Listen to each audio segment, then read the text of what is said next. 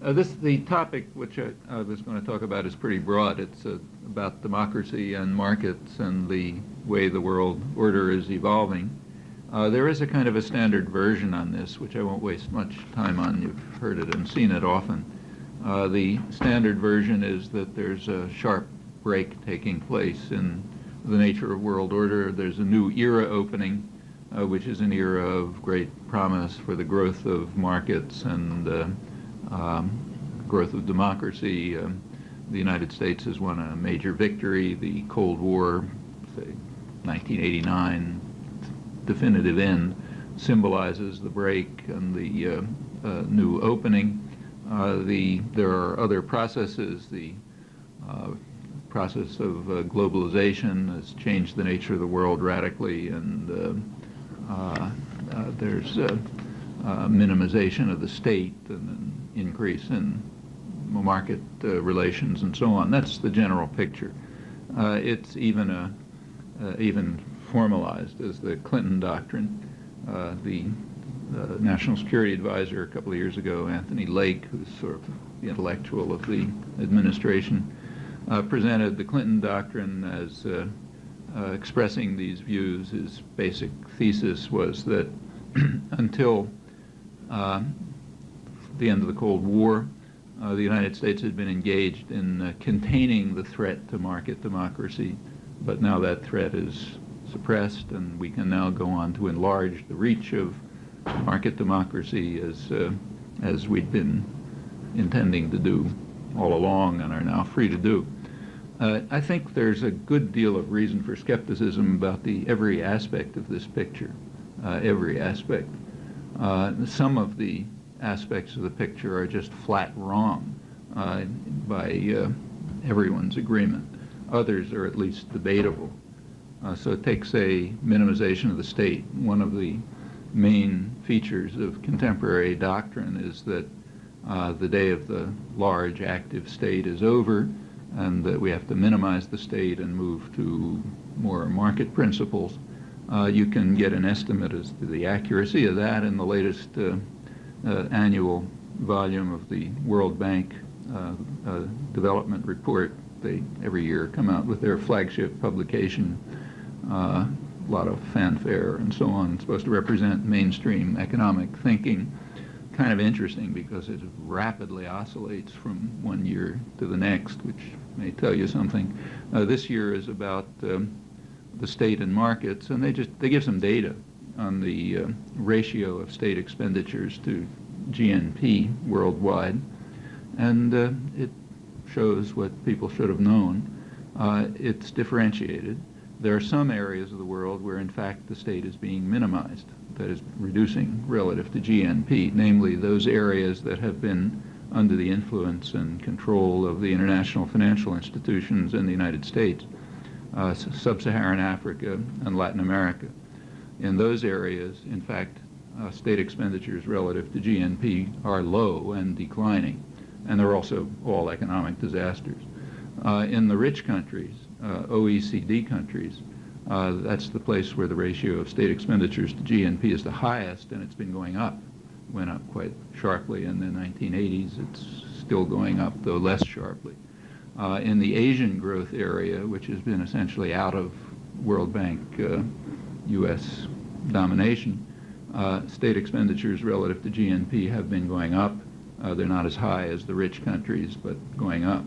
So what you do have, there is a picture, namely the place where the international institutions, the World Bank, the IMF, U.S. government, in the areas where they can pretty much control policy, the state is indeed declining. It was always lower. It's getting still lower. And in fact, there's poverty is increasing in absolute terms as well as relative terms. And in general, there's an economic disaster, except for a small sector of the population. In the rich countries, exactly the opposite's happening. One might want to draw some conclusions from that. The World Bank doesn't. But anyway, those are the data about minimization of the state. What about markets? Is this a period of growth of markets? Well, no, and in fact, it's known not to be. So if you look at the technical literature by international economists and so on, they point out I'll quote one of the major scholarly studies of this by an economist of the GATT Secretariat, that the last 25 years have been a period of sustained assault on free markets, led by the rich countries, the OECD countries, with the United States far in the lead. Reaganite anti-market measures, he estimates at about 3 times the level of those of other OECD countries, and they're very severe. This, incidentally, is quite well known. You read, say, the Foreign Affairs, a review of every year they have a review. The review of the decade in 1990 reviewed the last decade by their editor. You know, this is the major establishment journal. Pointed out that the Reaganites, quote them, that the Reaganites had led the greatest swing toward protectionism since the 1930s. They had shifted the United States from being a supporter of multilateral free trade to being its leading challenger, and the facts do bear that out. The Reagan administration, in fact, essentially doubled protection for U.S. markets by one or another device. They were more protectionist than all post-war administrations combined, and in fact, they boasted about this to the business community. They didn't keep it secret. That's only one part of their radical market interference. They also poured state subsidies into high technology industry under the usual military cover, and in many other ways made sure that at least wealthy sectors in the United States weren't going to have to face market discipline. And that was part of a sustained assault against markets all over, from the rich countries all over the world. On the other hand, it is differentiated. The poorer countries, particularly those that were under the influence and domination of the international financial institutions in the United States, the ones subject to what's called the Washington Consensus, which tells you where it's coming from, they did indeed open themselves up to markets with consequences that you can observe. Mexico was the most recent example. Case after case is a disaster for most of the population, but it's true that markets have been increasing there. There is also further differentiation. The last 25 years have been a period of restrictive measures on trade, but great liberalization of finance. That's a radical change. That really is a change, and a significant change in world order, but it didn't have anything to do with the Cold War. It took place starting 60s, but radically in the early 1970s, and that led to huge changes. So for the first time in modern history, financial flows have first of all been astronomical and very rapid, and also essentially uncorrelated to the real economy. So before this period, say 1970, about 90% of the capital interactions in foreign exchange were related to trade and investment, that is the real economy. About 10% were speculative. By now it's about 5% related to the real economy and about 95% speculative. The speculative flows are extremely rapid. About 80% of them have a turnaround time of a week, and most of that is a day, some of it is even minutes, and it's astronomical. It's just shot out of sight. By now it's over $1 trillion a day, totally, outweighing the resources of even rich countries, even the European Union and so on. So that's a big change. And that liberalization of capital has increased, but restriction on trade has increased along with it. That correlation is well known. It's not a perfect correlation, but it's a relationship. In fact, the whole post-war economic system was built on that relationship. When the United States and Britain designed the post-war economic system back, 1945, what's called the Bretton Woods system, it was designed to liberalize trade and restrict finance. So the system that was designed by Harry Dexter White and John Maynard Keynes and the rest of them was designed specifically to try to increase trade. They thought that'd be a good thing, and in order to do that, to restrict capital. So their countries had capital controls. In fact, the OECD countries, the rich ones, maintained capital controls into the 1980s. There are countries that didn't, like Latin America. They're very free and open to international capital, and sub-Saharan Africa. So they have plenty of capital. They don't have capital controls, and you can see it. The famous debt crisis hit Latin America and did not hit East Asia, primarily for that reason. The capital flowed out of Latin America to New York banks and to London and so on. The rich people sent their money elsewhere, in other words, instead of investing it domestically. And the Latin American debt is not very different from capital flight. In other words, if they kept their money inside, the famous debt would barely be there. And that indeed is what happened in East Asia, which did have capital controls. It was understood by Keynes, White, and other designers of the world order from 1945 that these two things were generally an inverse relationship. As you liberalized capital, you tended to restrict trade, and conversely. And that remains true. Generally speaking, it's been true the last 25 years. Very radical liberalization of financial capital and a period of restrictiveness of trade. Even the so-called trade agreements are in fact not free trade agreements. They have very severe protectionist elements. I'll come back to that if there's time. Anyhow, the first picture about minimization of the state is true in a very differentiated fashion. It's not true for the rich countries. It's not true for East Asia. In fact, the opposite is true. But it is true for the poorer countries, and increasing for the poorer countries. And that, in fact, is part of the Washington Consensus. That's part of what's imposed on them. Now, actually, it's a little more nuanced than that, because another recent change is that internal to the rich countries, especially the United States and England, there's an analog to that. So the state has not declined relative to GNP in England and the United States under Thatcher and Reagan, but it's shifted. It's shifted to more and more service to the wealthy and less service to the rest of the population, which is the domestic analog to the international system. So yes, there is liberalization for the poor, like, 7-year-old children have to learn responsibility and, get out of that cycle of dependency and face market discipline and so on, but not rich people. They have to be protected from market discipline. They have to be protected by socialization of risk and socialization of cost, along with, of course, privatization of profit and management, but they don't want to face, they have to stay on the cycle of dependency. And that's become very striking in the Reagan and Thatcher years.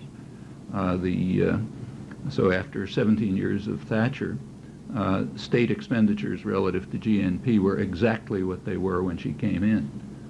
But the shift in the way the state was functioning was quite substantial.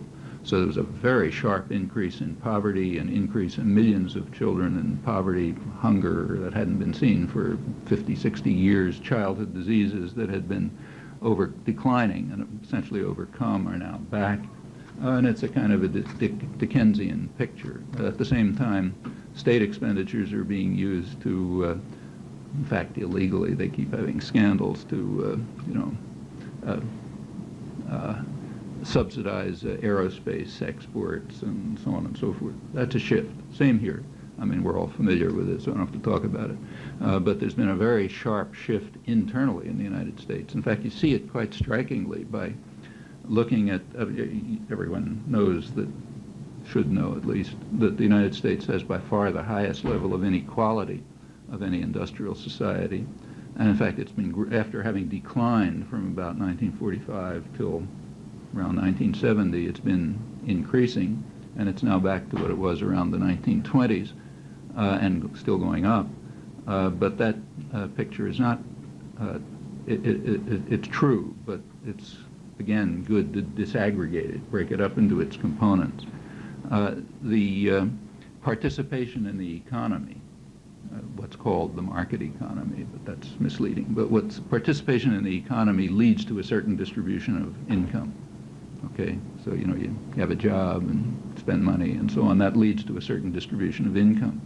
Then comes a second factor, a social policy, which is taxes and transfers. Okay, so it's called government action, but in fact it's social policy. And the more democratic the society, the more people participate. So if you compare the United States with other industrial societies in market outcomes, what's the inequality there? Well, it's about the same as other societies. So the United States ranks along with the other industrial societies in terms of distribution of income from market outcomes. If you add the effect of social policy, the United States diverges radically.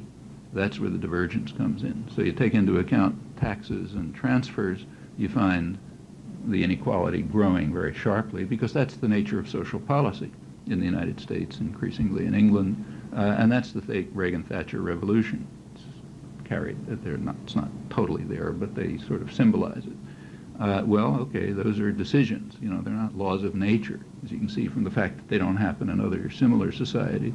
But this is real, and it's in fact a domestic variant of the international picture that I just briefly sketched. There couldn't be a better symbol of this than Newt Gingrich, who's the leading, no one is more passionate about the need to break the cycle of dependency and learn responsibility and all this sort of thing, but not the people in the district that he represents.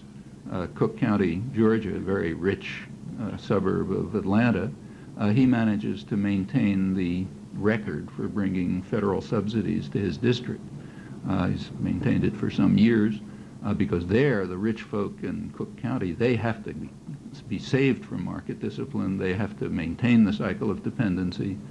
Just as the last budget went through, he managed to sneak in another $500 million for his favorite local charity, Lockheed Martin, which has corporate headquarters down there, and that's standard. I mean, this is like sort of symbolizes it, but the picture is quite general, and it's a picture you see all around you. You walk a couple of blocks towards Roxbury, you'll see it. Walk a couple of blocks towards the financial centers, you'll see the other side of it, and that's happening on a global scale as well.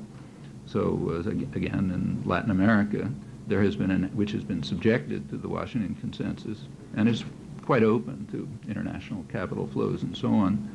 There's an absolute increase in poverty, with only two exceptions, Colombia and Chile. Colombia, it's largely because of the drug-based economy is a considerable part of that, and also because it maintains capital controls. In Chile, it's because, contrary to what you read, they have not accepted the Washington Consensus. So it's not a free market society. They, for example, do impose controls on short-term speculative capital flows, and in fact, their major export, copper, most of it comes from a nationalized company, which is quite efficient and so on. So they have managed some sort of nuanced form of development, whatever you want to call it, and though they're not tigers in the Asian sense, they're not disasters in the Mexican sense. Well, that picture seems fairly general, and it's enough to make one think, at least, about the sort of mantra, that we're entering into a new period of markets and minimization of state and so on and so forth. I think if you look closely, it's not that. What about democracy? Is it a new era of democracy? The result of the victory of the United States in the Cold War? Well, you can look at that too. For one thing, notice that to the extent that there is an extension of market principles, there's a decline in democracy. Those two things go hand in hand. When you minimize the state, you don't eliminate decision-making. You just transfer it. So it's not being made in the state system, it's being made somewhere else. And where it's the story is this is a transfer of power to the people, but that's not even a joke, so we don't have to waste any time on that. It's a transfer of power to the private sector, undoubtedly, but that's not the people. That's the highly concentrated power system within the private sector. So in fact, it's a transfer of power from the state system, where there's whatever degree of participation there may be, a lot in some countries, less in other countries, but some degree of participation, and in principle, a lot of participation, in fact, full participation in principle. There's a transfer from that system to a system of unaccountable private power, where in principle there is no participation. So you and I, in principle, have nothing to say about the decisions of General Electric and Microsoft. That's a matter of law and principle. Unless you happen to own some stock, then you have as much say as the stock you own, which means if you're in the top few percentage of the population, you own most of the stock and you have most of the say. But there isn't even in principle, and these are unaccountable also. You also can't find out what they're doing. Like you can't find out the books of General Electric. That's a secret. So these are unaccountable private power. Internally, they're essentially totalitarian. If you take a look at the structure of a corporation, it's about as close to the totalitarian model as anything human beings have devised, with power vested at the top, orders going down stage by stage. If you're a middle-level manager, say, you take your orders from above and you hand them down below, as in totalitarian systems, say Stalinist Russia, there's some interaction, like nothing's totally rigid, and other influences, but it's, as I say, about as close to the totalitarian ideal as humans have constructed, and unaccountable, and that's where decisions are transferred. So to the extent that these processes are taking place, yeah, it's an attack on democracy, virtually by definition, and the efforts to move things in that direction are an attempt to increase that. But even beyond that, let's just take a look at democracy within the state sector, so formal democracy like voting rights and that kind of thing. Here it's a mixed story.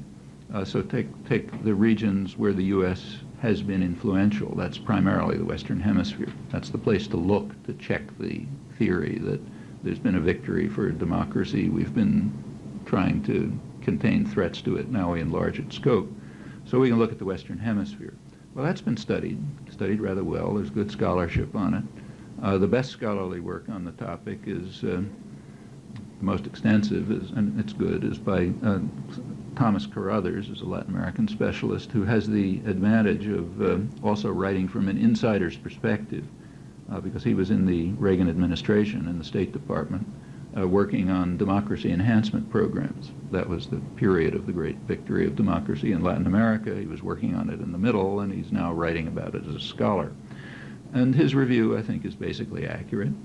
He points out that there indeed was an increase in democracy, formal democracy in Latin America, and it was in inverse correlation to U.S. influence. That is, the greater the U.S. influence, the less the increase in democracy. So there was an increase in democracy in the Southern Cone, South America, like Argentina, Brazil, Chile. The Reagan administration opposed it, but once it proved irresistible, they sort of went along with it and, in fact, even took credit for it. So in the regions of the least influence, there was an extension of democracy. In the regions of the most influence, which is nearby, the traditional area of U.S. domination, the Caribbean, Central America, that's where there was least increase in democracy. There were formal democracies, but as Carruthers puts it, I'll quote him, the United States would only tolerate top-down forms of democracy, of democratic change, that maintained the traditional structures of power with which the United States has long been allied, and maintained the basic order of fundamentally of quite undemocratic societies. Yeah, that's correct. If you look closely at the region, you'll find out that that's what happened.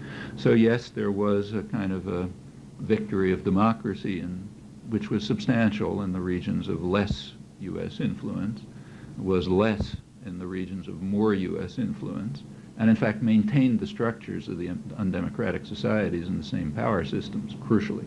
That was a crucial part of the move toward democracy.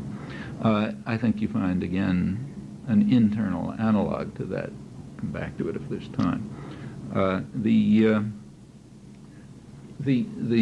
model that was given when Anthony Lake announced the Clinton doctrine, the great new doctrine, he gave an example, a prize example, to illustrate how it was going to work, the new victories of markets and democracies. The example he gave was Haiti. And it's a good example because the recent developments there are post-Cold War, so one can't give any arguments about this was a reflection of the Cold War or whatever. Actually, I don't think those arguments work very well for earlier periods either, but here the question is moot because the events in question are after the end of the Cold War. And Haiti was offered as the example of our achievements and the promise of bringing democracy and markets to a benighted world. So that's a good one to look at. And then when you look at it, you find it illustrates all the phenomena I've just been describing quite accurately, I think. There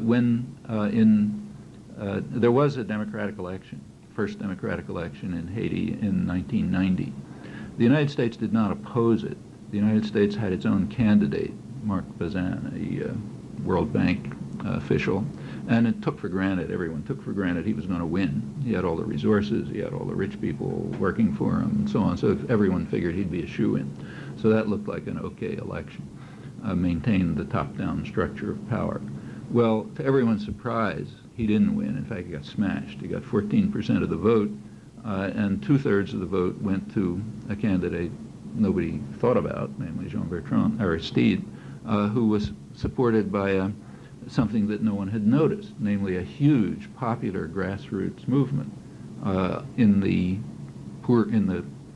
peasant society and the urban slums. Nobody pays any attention to those people, but they had been developing lively organizations and grassroots movements and so on, and a very vibrant civil society, sufficient so they even swept their own president into office with 2/3 of the vote and no resources. That's pretty remarkable.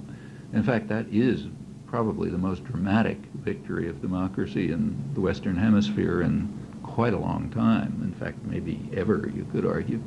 Or not just the Western Hemisphere. It was a pretty dramatic event, rarely takes place. And that was an election, real democratic election, post-Cold War. The United States did react. It was extremely hostile.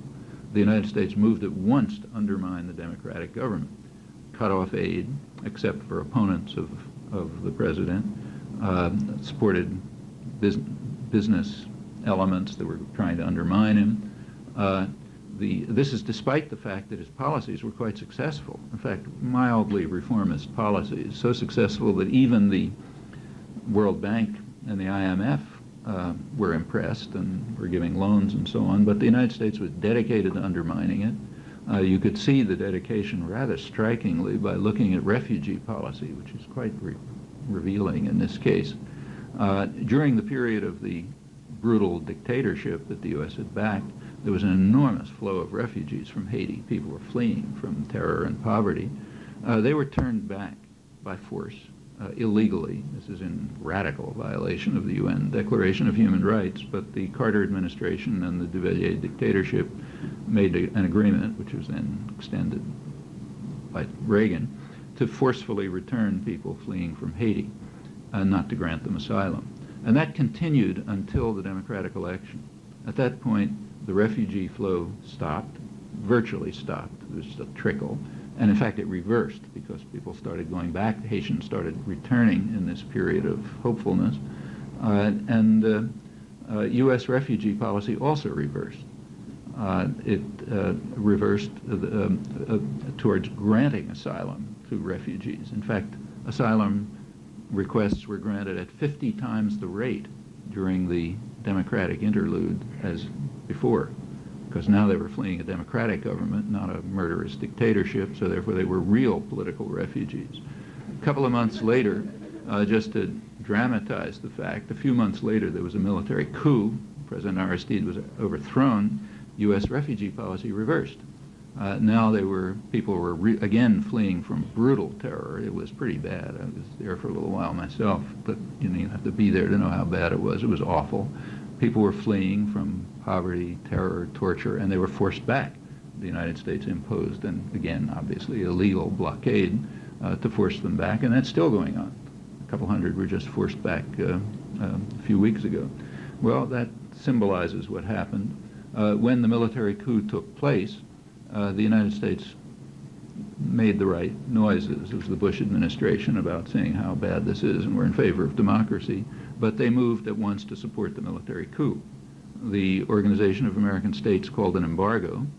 The U.S. instantly undermined it.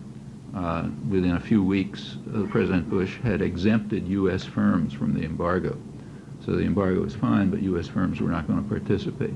The U.S. maintained connections with the high military officers, kept training them, kept relationships with them, had them on their biggest killers on the payroll.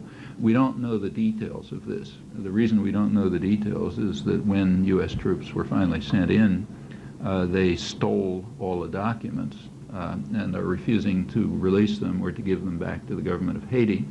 There are now still 160,000 pages of documents about terror, torture, relations with the U.S. That the U.S. simply refuses to release.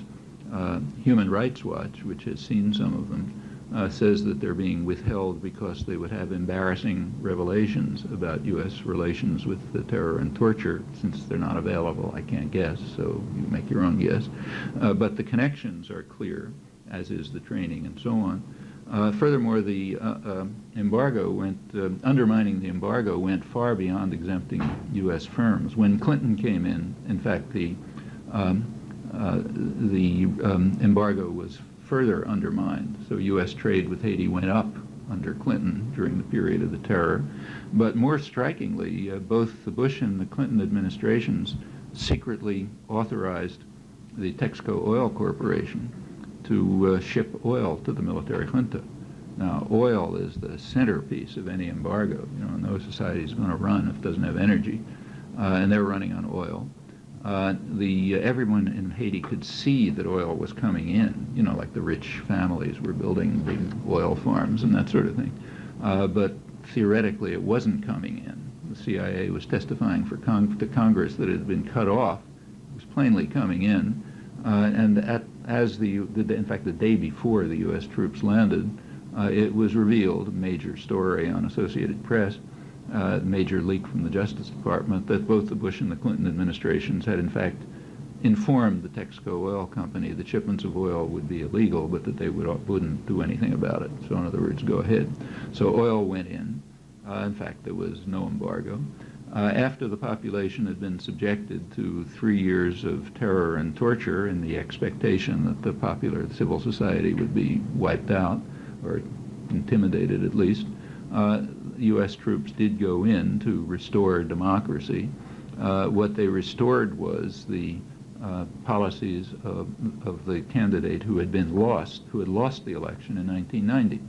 Our President Aristide was allowed to return, but on condition, explicit condition, that he accept a social and economic program written in Washington, which the core element of which was that the resources of the reconstituted government would have to be directed primarily to civil society, particularly the private sector, both native and foreign. So spell that out. The private sector, native, means the rich folk up in the hills who were supporting the military coup. They get the resources, and of course investors in the United States. So investors in New York are Haitian civil society, but not the peasants in the hills or the people in the slums of Port-au-Prince. They're not Haitian civil society. And that's the policy, and that's what's been imposed. If you look at the economic, in fact, that is the program of the U.S. candidate in 1990 who lost. This is being offered, remember, as the great victory for democracy and markets, which I'll come to. These programs are very carefully, in fact, again, it's not particularly a secret, like Strobe Talbot, the State Department representative, when he testified to Congress. Congress was concerned that the U.S. might lose control of Haiti, after troops withdraw and so on. He said, no, we will not lose control. We'll still be able to control Haiti through U.S. aid and the private sector. So don't worry about it. It's under control, democracy. The economic policies are picking up again from what they were in the 80s. Haiti had been subjected to very strict what are called neoliberal policies, Washington Consensus policies in the 1980s, U.S. 80s, as before, in fact. U.S. aid, the U.S. had declared that these policies were going to be, create an economic miracle, that Haiti was going to become the Taiwan of the Caribbean. That's what they predicted, knowing perfectly well that Taiwan had followed a radically different course. They couldn't have failed to know that. But Haiti had all the proper solutions, open up your markets, cut traffic, tariffs, privatize, get rid of the state, all these good things. And they did. And in fact, there was, it was economically successful for civil society in the U.S. sense, that is, the private sector, both native and foreign. On the other hand, wages declined about 50%, malnutrition increased, suffering increased, and so on. That was, and Haiti remained Haiti, not Taiwan. In fact, became more so. Well, now there's been an interlude. The policies are being picked up again. There's plenty of aid going in, but very carefully directed. For the overwhelming majority of the population, their livelihood depends on agriculture and handicrafts. Nothing is going to that. There's no aid for those things. Aid is going to the export sector, the assembly plants, kind of maquilas, the foreign-owned assembly plants, where they pay ridiculous wages. I mean, indescribably low wages, have horrendous working conditions, mostly women. They get subsidies. As does the agro-export sector, which is mostly plantations and so on, but not the sector in which the people work. They don't get any subsidies. So there's cheap subsidized electricity, say, for agro-export and industry, but not for the population. They don't get it because that would be price control, and we're opposed to that in principle, at least for poor people. Before these reforms began, Haiti was producing virtually all of its rice domestically. It's the main subsistence food, and that has a lot of interaction with the rest of the economy. So rice production means processing and commerce and all sorts of other stuff. So that was a core part of the economy. By now, after the reforms, the neoliberal reforms, it's down to 50% and declining, with the obvious effects on the rest of the economy. The Haitian rice producers are supposed to open themselves up to foreign competition. That's kind of good for you because, it leads to efficiency and the market and all that sort of thing. But there's a little footnote there. They're opening themselves up to competition with highly subsidized U.S. rice producers, whose subsidies, in fact, went up sharply under the Reagan years as part of the radical attack on markets during the Reagan years, to the point where by 1987, U.S. rice producers were getting about 40% of their income just from government subsidies. And Haitian peasants are supposed to compete with them because the market is such a wonderful thing and good for you and so on and so forth. Well, remember, I didn't pick this example. This is the example that's chosen to be the prize example of the victory of markets and democracy. And in fact, it tells you a lot. It tells you a lot about markets. Market discipline is for poor people, not for rich people. They need the protection of the nanny state and get it. Democracy is okay as long as but it's not assessed by process. It's assessed by outcome. So it comes out the way we want, leaving top-down societies with the power structure intact, then it's okay. But if it comes out the wrong way, like if the wrong people happen to organize and develop their own policies and programs, then no good. Then you have one or another method to get rid of it. Well, I think that's what we really find when we look at the examples that were chosen, and they're revealing. Let's look a little further at democracy. There's a long tradition of American democracy, and it's worth remembering what it was. The United States is the country to look at if you want to understand what modern industrial democracy means. It is, it's fair to call it the most free country in the world, the most democratic country in the world. It has the most stable, long-standing democratic institutions. They go way back. They've been resilient and so on. So it's about as good a model of the ideal case, if you like, of capitalist industrial democracy, and therefore worth studying quite carefully. I mean, quite apart from the fact that we happen to live in it, so we're interested, and it's by far the most powerful country in the world, so it matters a lot what it's like. And it's an interesting history. You should study about it, in my view, in junior high school, but at least in, graduate school political science courses, but it's not really much study. The place to look at the nature of American democracy, the obvious place to look, is in the Constitutional Convention. The debates on the Constitutional Convention, which laid out the framework of what became American democracy, and they're interesting. They're not much read. What people usually read is the Federalist Papers. I'm sure you've read those. But the Federalist Papers are a misleading source. The Federalist Papers were propaganda, remember. They were written in order to convince the public, who didn't like what was happening much, to convince them to accept the new constitutional system. So when you read the Federalist Papers, you're reading kind of a watered-down version, a prettified version of the thinking that was going on. In the debates on the Constitutional Convention, it's much clearer. And they're interesting. The main framer, as you know, was James Madison, who was at the sort of libertarian end and a very intelligent and lucid analyst and exponent of his views, and his views largely prevailed. I mean, there was very little opposition to them at the end. He was quite clear on what he was doing. The model that everyone had in mind, of course, is England. That was the most democratic existing society of the day, so they were sort of, and the one, their mother country. So they're asking, well, what about the British parliamentary system? And there were debates about whether to accept it or modify it or whatever. Madison pointed out that the British system would have problems if they transferred it over here, and that is because the United States, they did want to make it, he and the other founding fathers, as they're called, did want to make it a more participatory and democratic society. But he said a democratic society has a serious flaw. The flaw is that in a democratic society, the people can participate. And he said, suppose this were to take place in England. Suppose, for example, in England, that they really allowed people to vote, which they didn't. He said, well, the first thing people would do would be to call for what we nowadays call agrarian reform. That is, they would call for changes in the land laws, which would grant more people access to the highly privatized and centralized land system. And that, land was a crucial part of the economy then.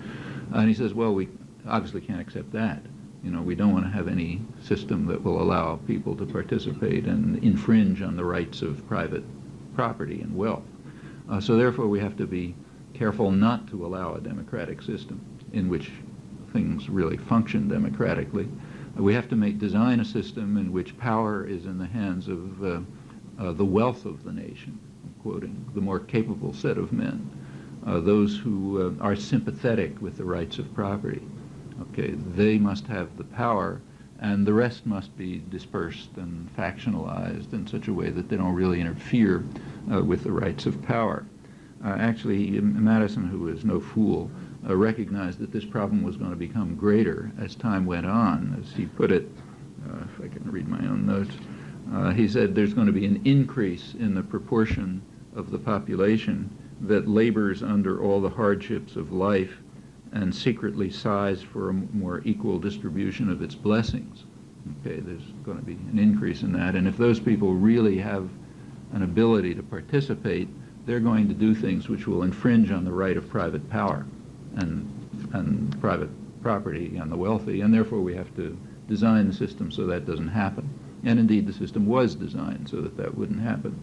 That was the role of the Senate, was to represent the wealth of the nation, and the role of the separation of powers, and so on and so forth.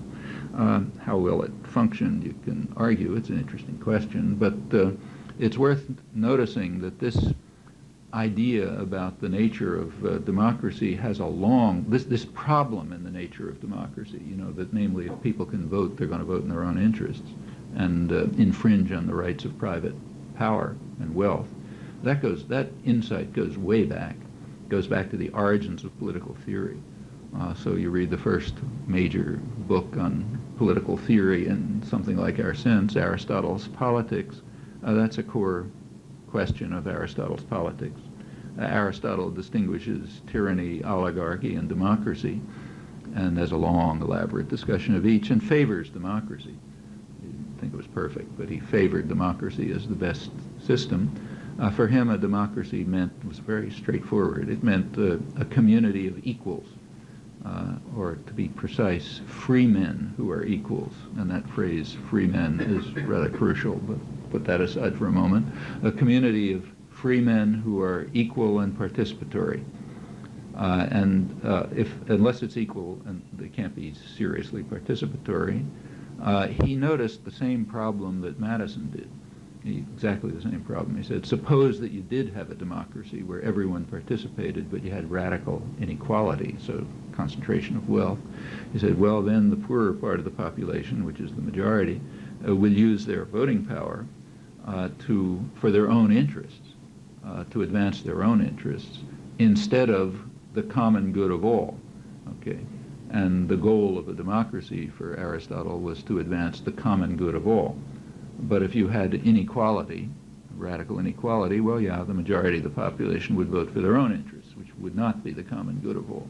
So therefore, you had to do something about that. It's the same problem that Madison faced, exactly the same problem, but they reached opposite conclusions. Madison's conclusion was that we should reduce democracy so that you don't get the threat from the population. Aristotle's was the opposite. You should reduce inequality.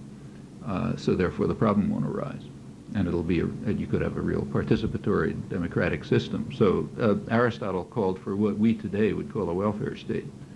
He said that a democracy must be based on use of public revenues to ensure lasting prosperity for everyone.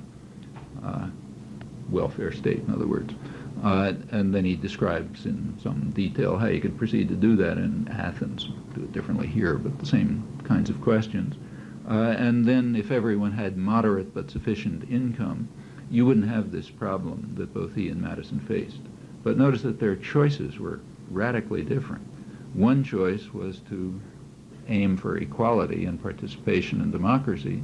The other, the one on which our country was founded, was to reduce the threat of democracy, maintain the inequality, and ensure that power remains in the Senate, the capable class of men, the wealthy part of the wealthy part of the society. That's now internationalized. So this huge financial capital that's flowing around the world is sometimes called by international economists a virtual Senate, meaning it has the power to ensure, if you really liberalize capital, to ensure that no country will be able to undertake social policies that strike at the interests of the wealthy. Because if any country moves in that direction, the capital quickly flows out of it and the country goes down the tube. So it's a virtual Senate, kind of a generalization of Madison's Senate. And the opposite of the Aristotelian conception of democracy is necessarily based on a welfare state and equality. To go back to that word free men, a democracy for Aristotle meant men, not women, and free, not slaves, or aliens. So it's a subpart of the population, but it's a little hard to dump on Aristotle for that, since given that those questions weren't even addressed, and badly addressed, until this century, and still are far from addressed. But that's a significant qualification. But the principles are there, and they come right up to the present. It's also been understood, by now this battle, sort of struggle up and back between the two conceptions of democracy is a large part of modern history, major theme of modern history, runs right through the 19th century. It's hard to remember now, but in the 19th century, which was a rather anarchic period in the United States, it was quite generally assumed that you not only had to have an equal and participatory society, but that even wage labor was an intolerable infringement on human rights. That wasn't a radical position. That was the slogan of the Republican Party, for example. You could read it in the New York Times editorials in 1870. It was the slogan under which many Northern workers fought the Civil War. It was Abraham Lincoln's, position. Wage labor is not very different from chattel slavery because it's a fundamental infringement on rights. It was the major theme of the working class press, which was quite lively around this area, run by women from the farms and artisans and so on. Their position was, look, if you have a democracy, the people who work in the mills have to own them, and you have to move towards real participation and direct control and so on. And that remained major themes of perfectly mainstream U.S. thinking right up until the corporatization of America about 100 years ago, when corporations developed, collectivist legal institutions, as they were called, which got enormous rights, the rights of persons, but in fact well beyond persons because they're immortal and huge in comparison with persons. That was sharply attacked by conservatives, a breed that doesn't exist anymore, but did exist a century ago, people who really believed in classical liberal doctrines. They recognized that corporations were themselves a major attack on markets, and that also an attack on the natural rights doctrines on which, conceptions of human rights and liberty were developed. That was a big change. And it's, again, not graven in stone. These were decisions. Well, I haven't really even started on what I wanted to talk about, which is how all this looks in the modern world, and I'll stop. But let me just say that none of this is changing. It's all going on right today. So you take today's headlines, you find all of this stuff happening. So let's take, say, the debate over fast track, recent debate. What was the fast track debate about? Well, the way it was presented was as if it was a debate over trade. But that can't be right, I mean, it wasn't, the fast track legislation was not about trade. It was about who participates in deciding what kind of trade relations to make. It was about democracy. Fast track means no participation, right? I mean, it's perfectly consistent to be opposed to fast track and to be in favor of free trade, right? In fact, it's perfectly consistent. In fact, that's not very different from the actual position of the opponents of fast track, although you wouldn't know that from the newspapers. So the labor movement, which is continually denounced, because of its opposition to trade and, muscle-bound and crude, unenlightened tactics and all this kind of stuff, nationalistic, they actually have a position on trade. You wouldn't know it because it was suppressed, totally suppressed during the NAFTA debate, and is still suppressed. But their position is that international trade is a very good thing. We ought to have it. We ought to have more of it. But it shouldn't solely be based on investor rights. It should be what are called free trade agreements are really investor rights agreements. And the position of labor is, well, there's something beyond investors. There's people, for example. There's working people. There's communities. There's the environment, meaning future generations and so on. They also should have trade agreements should be concerned with their rights, not just with investor rights. The reason for the opposition to fast track was, well, that's a way of avoiding all these things and ensuring that it's just going to be investor rights. Because if it's fast track, no participation, just the more capable set of men deciding on their own without anybody bothering them, yeah, sure, it'll be investor rights, like NAFTA, which is not a free trade agreement. NAFTA is highly protectionist in many respects, and it's an investor rights agreement. That was the issue at fast track. You wouldn't know that looking at the discussion. But if you just think through the logic, it's kind of obvious. I mean, fast track in itself has nothing to do with trade. It has to do with decisions, right? It has to do with democracy. And the question is, should the population have some knowledge of what's going to hit them and some voice in determining it? Or should it be done behind their backs by the more capable set of men, the wealth of the nation, who will do it in their interests?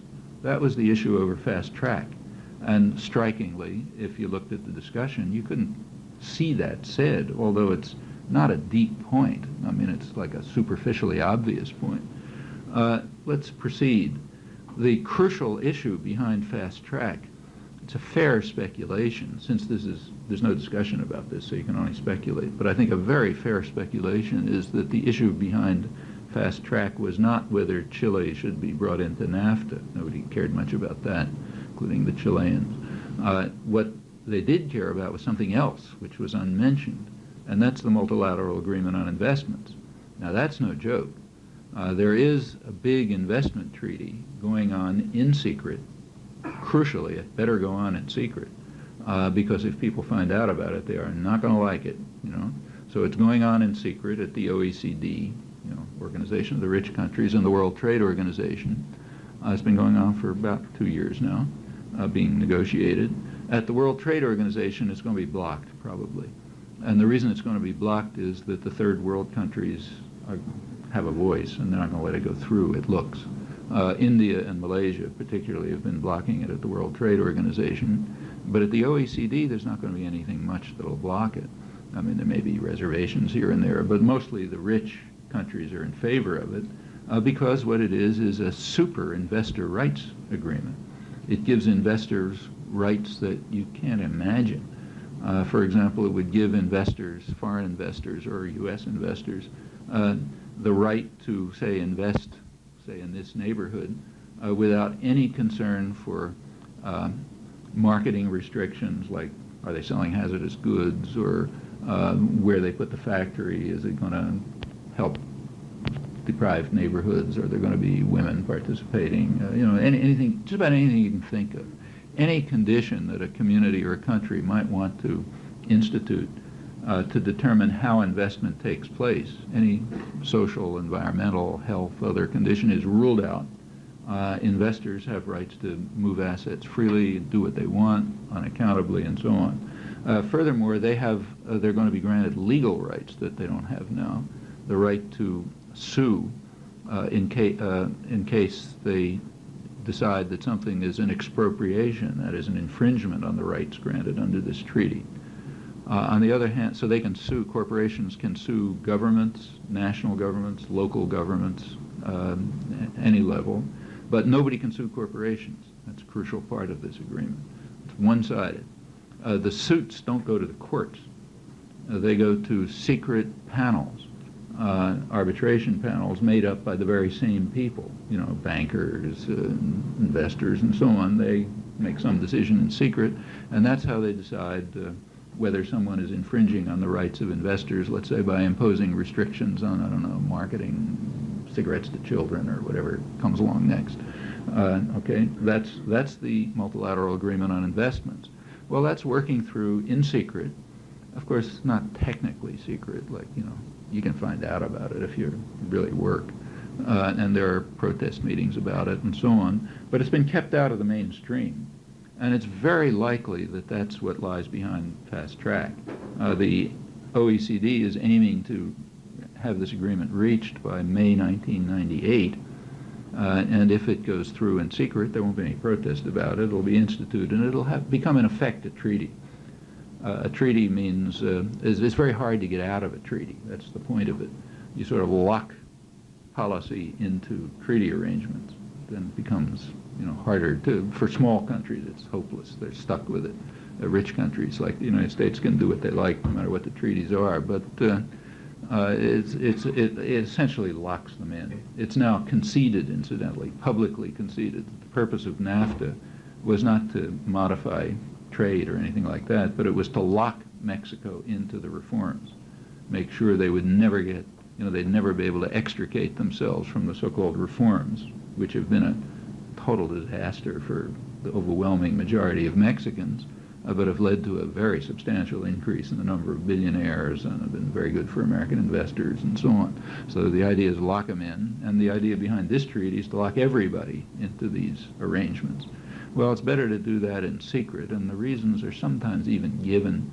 The Wall Street Journal had an article on fast track in which, like the 100% of the rest of the press, it was deploring the fact that there's so much opposition to it because they were all in favor of it. In fact, all wealthy sectors have been almost uniformly in favor of it, not surprisingly. And they said that the problem, the Wall Street Journal pointed out that the problem is, they said that fast track he said the opponents of fast track, like the labor movement, have an ultimate weapon. What's the ultimate weapon? Well, the ultimate weapon is that the population is opposed to it. And that's tricky. In fact, that's the problem that Madison was facing when he designed the Constitution. If you let that ultimate weapon operate, then it might be used to infringe on private, unaccountable private power, and that's no good because it might lead to democracy. So we got to watch that. It might lead to democracy and social welfare and relative equality and all those things we try to avoid. Well, that's, if you look at other aspects of what's going on, you find exactly the same thing.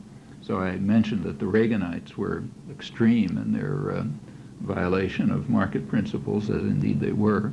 But it still continues. So let's just take a couple of recent headlines, and I'll end with that. The few days ago, or I don't know, about a week ago, I guess, in the business section of the New York Times, there was an upbeat article saying that for the first time, the United States had taken the lead in speed of supercomputers. So U.S. supercomputers were now faster than Japanese supercomputers for the first time. Notice I'm not talking about tomatoes. I'm talking about a centerpiece of the advanced high-tech economy. So now it turned out this year, Cray Research, which is a big supercomputer maker, had managed to produce a supercomputer that was faster than the Japanese. So we have first place. Great. Shows the miracles of the market. What they didn't point out was a couple of other things. A couple of days before that, there had been a headline in the Wall Street Journal on the new Clinton administration decision to extend a Reagan agreement to bar Japanese supercomputers from the U.S. market. The Reagan administration simply barred supercomputers from the U.S. market because they were too good and were better than U.S.-made ones.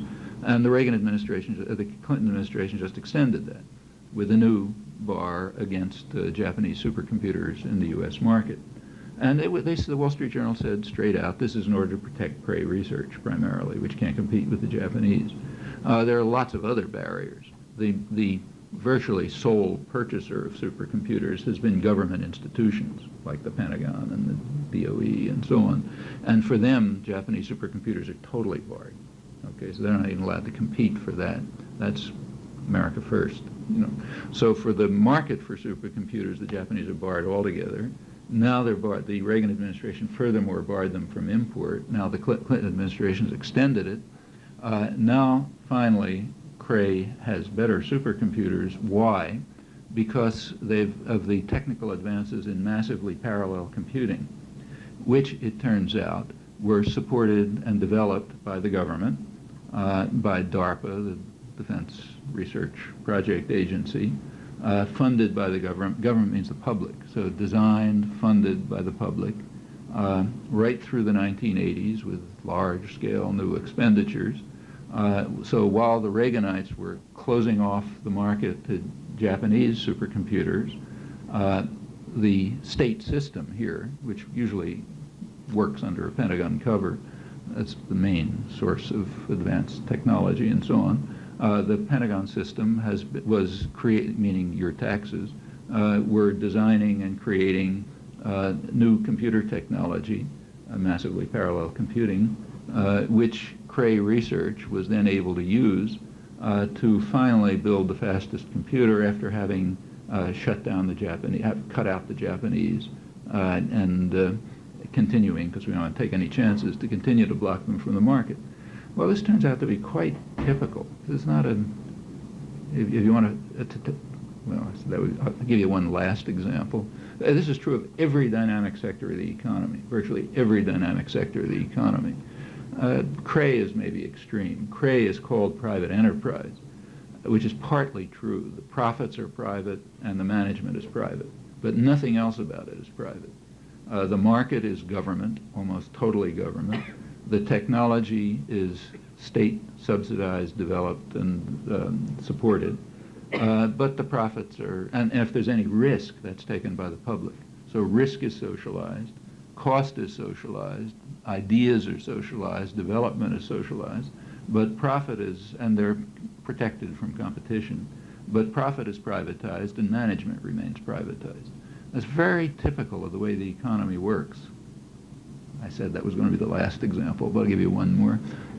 The World Bank Development Report, which is quite interesting, those things are worth reading. They are now in favor of what they call state-market interaction. They think it's a good thing, it's a shift from before. And they give their prime example of healthy state-market interaction, the way it ought to work, state-private interaction, working at its best. The example is the Internet. That's their example. Well, let's take a look at the Internet. The Internet was developed for about 30 years, completely by the public. All of the software, the hardware, the satellites, I mean, everything about it was completely within the public domain. The packaging systems, all the new designs. In fact, the only part that wasn't created by the public in the United States was created by the public in Europe. The basic ideas for the World Wide Web came out of CERN, the International Laboratory in Geneva, which is again an international government laboratory. That's virtually the whole story. After about 30 years of this, just right now, the last 2 or 3 years, it's handed over to private power. So yeah, Bill Gates, who was typical parasite, kind of watching on the outside, absolutely no interest, now wants to take over the Internet and is heading to do it. And private power is not keep being secret about what they intend to do. What they want to do is take this system developed at public expense, initiative, ideas, technology, and so on, and use it for two purposes. One purpose is for what's called an intranet, that is to carve out big pieces of it, which are simply used for purposes of corporate transactions. So if General Electric wants to have, interactions between its office and, New York and Zurich or wherever they are, Penang and so on, they'll have this closed system with firewalls so you can't break into it, and that'll just be for them, and similarly for other big corporations, other major private tyrannies. So that'll be a large part of the public system, and the rest of it is supposed to be used as kind of like a home marketing service to try to turn people into passive consumers, you in the tube, that's the social unit on which society is constructed. So you don't have to worry about interacting, thinking people doing really bad things like those folks in the slums of Port-au-Prince a couple of years ago. But people will be passive and obedient and hooked on consuming for themselves, not caring about anyone else.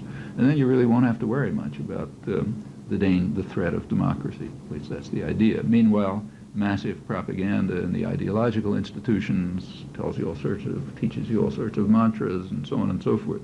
That's pretty much the way the story works, I think, at any point where you look at it in detail. So anyhow, my suggestion is take the slogans and look at them, take them apart, see what they actually mean when you look at them in practice. Where do they work? Where don't they work? How do they work? What are the results? I think you find a picture that's very, very different from the conventional one.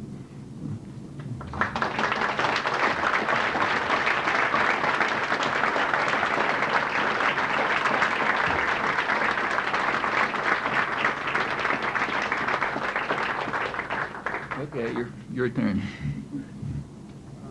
To talk about something also facing the latest crisis with Iraq. You probably saw the issue of Time magazine with Saddam Hussein and Bill Clinton. Hussein looking very much like the devil, and Clinton facing this showdown with kind of ominous implications. I never thought I'd be quoting Brzezinski for something, but McLaughlin, of course, himself has been rather critical of the sanctions, in fact, even called them genocidal. Who called them that? McLaughlin report. Oh, the television, yeah. Conservative programs, he was quite adamant about that, and quoted figures that hadn't been quoted much in the media. Well, Brzezinski said, he was asked about all these weapons, and he said, well, we fought the Cold War, and the Soviet Union had much more extensive weapons, and we weren't worried about that, and there's something called deterrence, which prevents countries from using these weapons.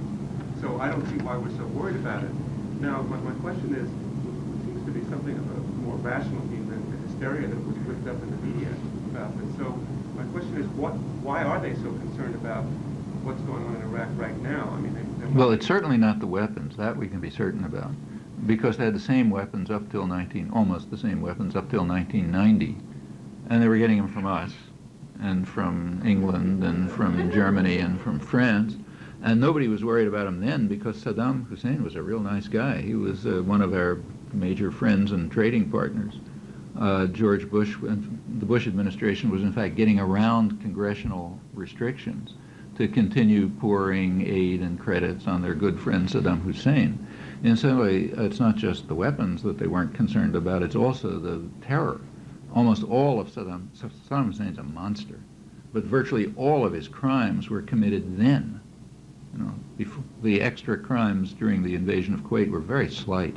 Like the gassing of the Kurds, which now everyone is supposed to be angry about.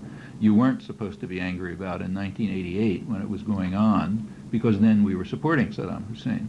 So it didn't matter if he was gassing Kurds, or the torture of dissidents and the rest of it and so on. That was all while he was our boy, you know. So it can't, we can rule a few things out. The problem isn't the weapons, the problem isn't the terror and the violence, it's something else. Well, you can even proceed further. Is it something that changed radically when he invaded Kuwait? Well, in a sense, yes. He disobeyed orders, and you're not allowed to do that. But did the United States turn against him when he invaded Kuwait? Well, you can check that out easily enough. The so-called war, I don't think it's a good name for it, but what's called the Gulf War ended in early March 1991. Okay? At that point, the U.S. forces stopped fighting. Saddam Hussein didn't stop. He immediately turned to huge massacres.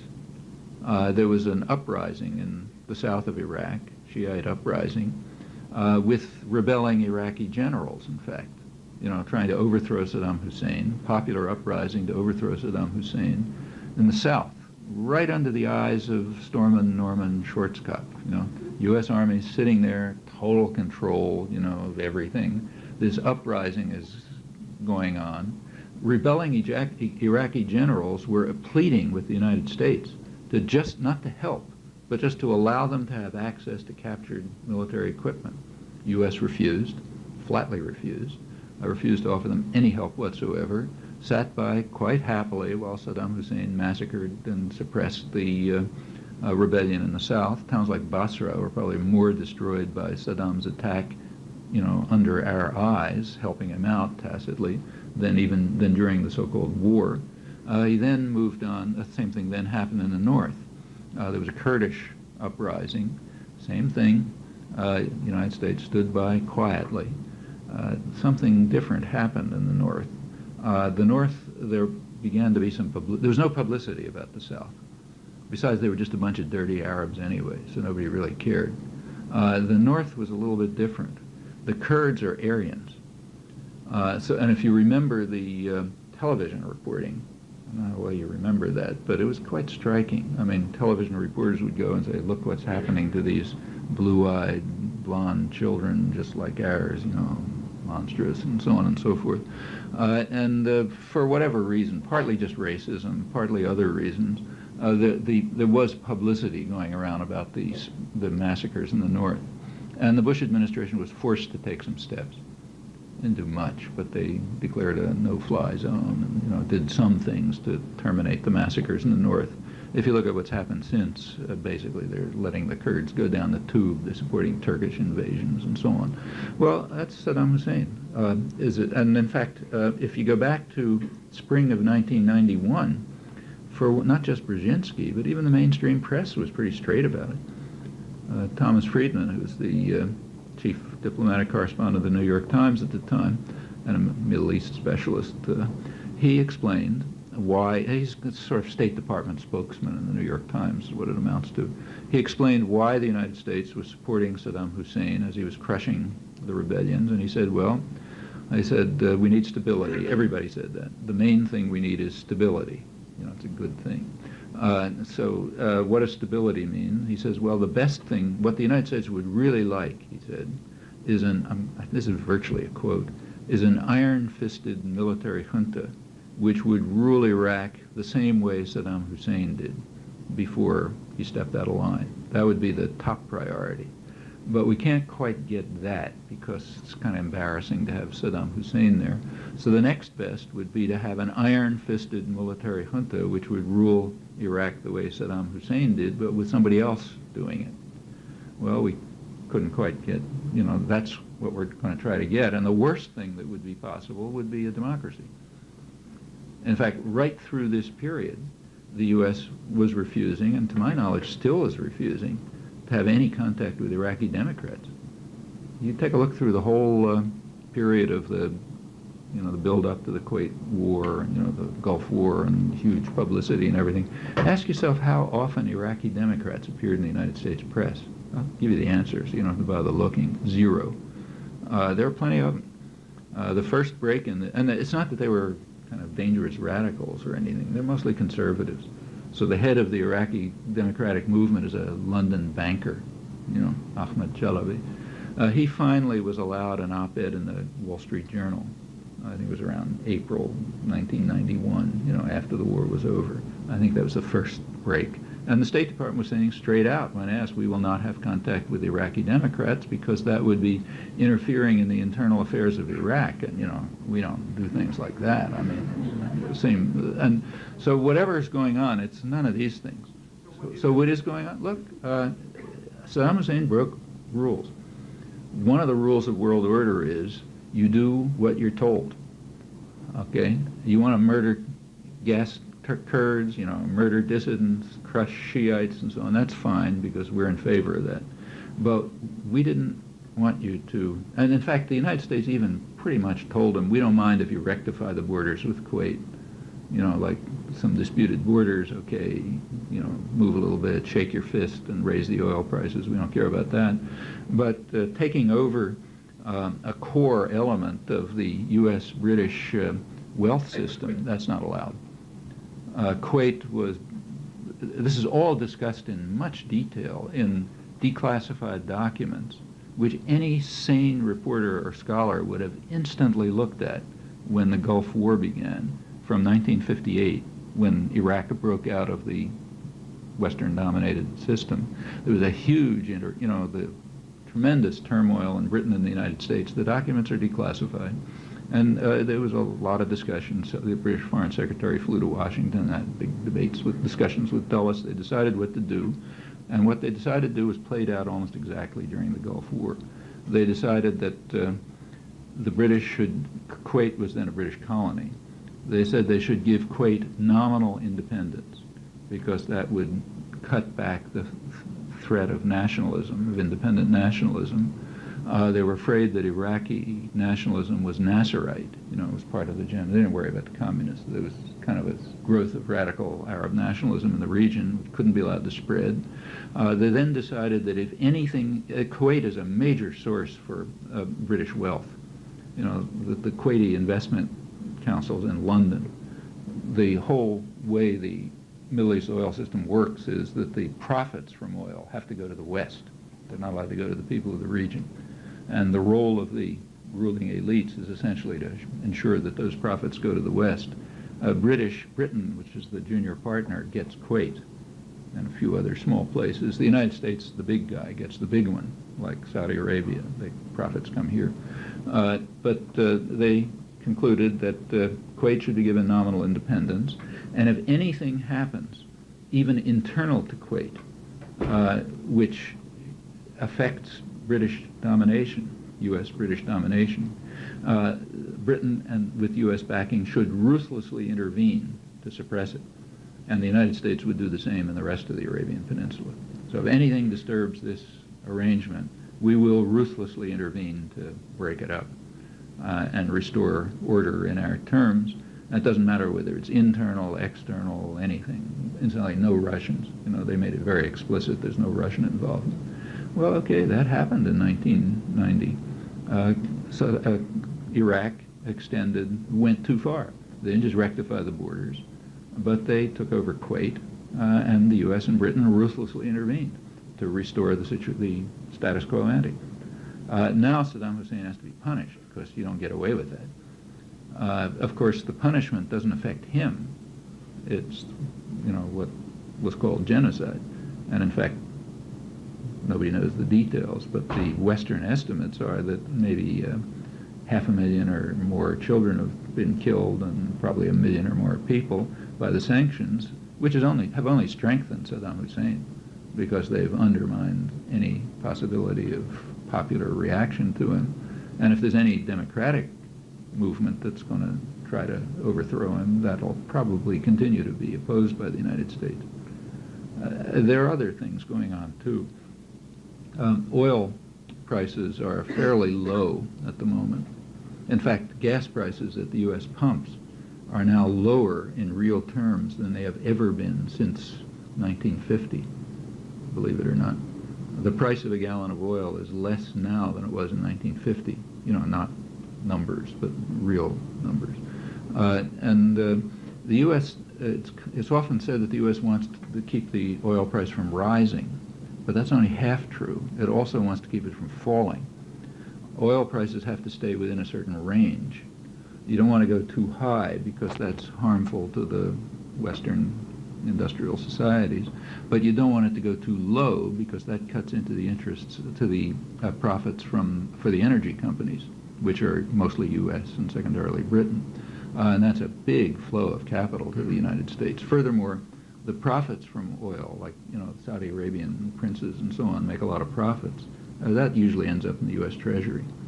I mean, it's either in Treasury securities or in purchases of weapons or in huge construction programs for Bechtel or something like that, or just in U.S. and British banks. So the oil price has to be kept within a certain range. And policy has largely been designed to sort of keep it there. If Iraqi oil started flowing into the market, the price would go way down. I'm speculating, because of course these are unaccountable systems. They don't tell you what they're doing, and they never release documentation. It's not like a government, which maybe 30 or 40 years from now will tell you something about what it was doing. This is pure secrecy. These are tyrannies. But it looks like that's what's happening. That's my guess. So how exactly do you punish a person who you need to ensure the stability that you want to hear? Because they're still hoping for the first best option, an iron-fisted junta without Saddam Hussein. And, maybe that'll come along. Maybe some other thug like him will overthrow him, Going back to your conversation at the beginning about trends, we might trends of governments who are very involved in society. I was wondering, you mentioned that sort of undermined democracy. To the extent that it happens, yeah. I don't quite see the relation or the connection between democracy and running a state airline or utility company. Maybe you can expand on that. Oh, sure. I mean, if there's a state airline, who's running it? Well, the people of the country are running it. Okay, but that's democracy. Yeah, in fact, whether the people of the country are running it or not depends on what kind of a state it is. To the extent that the state is democratic, it's not a yes-no thing. It has a lot of dimensions and it varies. But to the extent that the state is democratic, public institutions are influenced by, or their policies are determined by, the public. It's kind of like a triviality. The argument is if there are transfer management, that there are some improvements that ultimately public benefit. Sure, but that's like saying we should try to get Hitler back, because in a totalitarian state run by Hitler, there were plenty of benefits. In fact, Hitler carried out a social revolution. Germans were much better off than they were before. He was the most popular leader in German history right through the 1930s. If he'd been killed in 1939, he would have gone down in history as one of the great leaders of Germany. Yeah, Stalin also was a brutal dictator, but he industrialized Russia. Russians were a lot better off than they had been before, the ones who survived, and most of them did. And in fact, he was pretty popular, Yeah, it's certainly true that there are times when brutal totalitarian dictators do bring about improvements, and that could be true of private tyrannies too. On the other hand, you should also ask yourself whether it's true.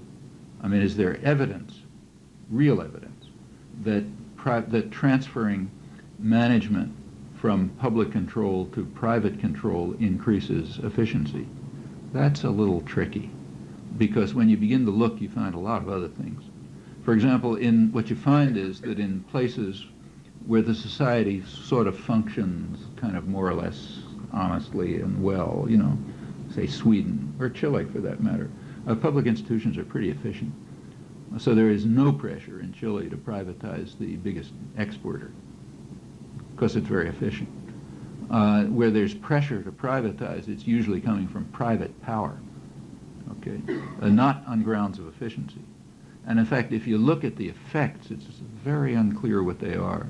So take, say, the Brazilian steel industry. It was nationalized, always ran at a loss, okay, so it looks inefficient by some measure. On the other hand, part of the reason it was running at a loss was because it was purposely, by state policy, producing steel cheaply for the benefit of private manufacturers. So it was a public subsidy to private manufacturers, which made the steel industry look inefficient, right? But for the economy, it might not at all have been inefficient. And when you proceed, that's what you find. So like in England, which is, a modern country, they privatized the water system recently. And by economists' measures, it's probably more efficient. On the other hand, people aren't getting water. Poor people don't get water, Yeah, in fact, that's efficient. Like if you had only one, if you were put in charge of the water distribution system, and you're an automaton, all human feelings are gone. Your only interest is maximizing profit. Well, you know perfectly well what you'd do. You'd cut out water altogether for people who can't pay for it, or are sort of not in some dense area which has a lot of money. Why should they have water at all? After all, they can go walk somewhere with a bucket on their back and get water. That's probably better by the macroeconomic statistics. So it's more efficient. And in fact, case after case, when you look at privatization, you find an extremely mixed picture. What you usually find is transfer of costs to the public. So take, say, privatization of roads. Well, privatization of roads would mean you'd pay tolls if you're rich enough, and you'd go on nice highways. And if you're not rich enough to pay the tolls, well, find your way down a dirt rut somewhere.